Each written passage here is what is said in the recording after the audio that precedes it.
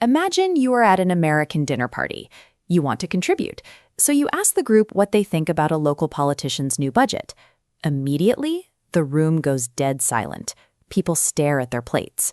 A native speaker might pull you aside later and explain what went wrong. You accidentally opened a can of worms. You know the word can, and you know the word worms, but textbook English does not prepare you for the visceral, deeply specific imagery Americans use to police their social boundaries.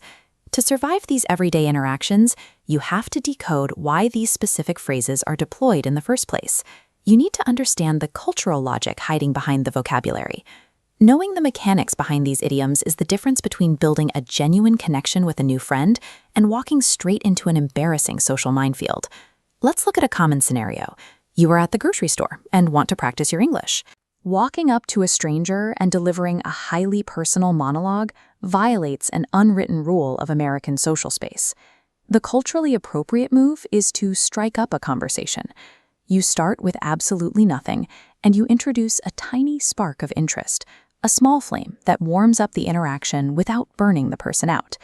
If you throw an entire log of heavy, detailed information onto that tiny spark right away, you smother the connection before it can start. Instead, the polite approach is to pepper in your details. You drop a tiny joke here or a short anecdote there, distributing small pieces of information evenly to keep the other person comfortably engaged. Successful American small talk relies entirely on creating that initial spark and carefully pacing what you share, rather than dumping it all at once. Move from the grocery store to a busy office environment. You have 3 approaching deadlines, a ringing phone, and a coworker asking for your input on a new project. Telling them your brain is all over the place instantly communicates your mental state. Your focus cannot lock on to a single target because it is scattering in 50 different directions due to overwhelming distractions. In that chaos, you must actively limit your attention.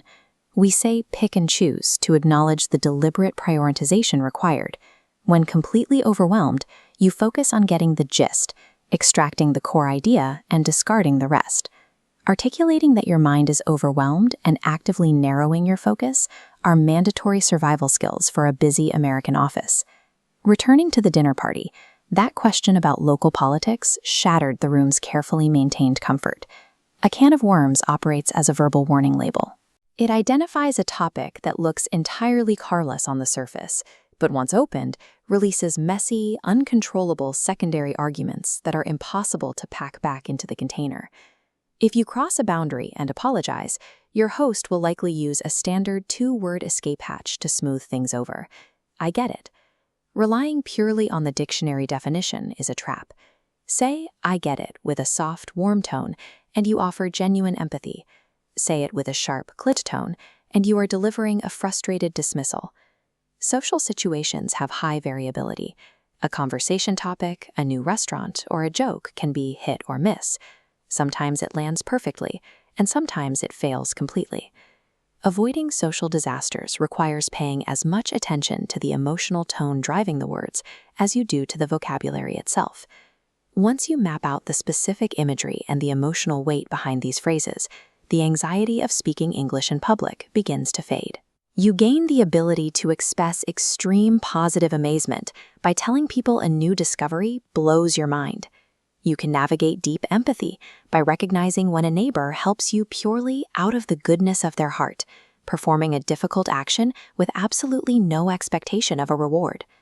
Mastering these subtle shifts in tone requires more than solo study.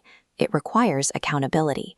A community of peers keeps you engaged with the language long enough for these complex cultural patterns to become second nature. You can test your own social survival skills right now by downloading the free PDF worksheet linked in the description, which maps out these exact phrases and real-world scenarios. Understanding the logic behind these phrases turns a collection of confusing words into a toolkit for building genuine, confident connections in the real world.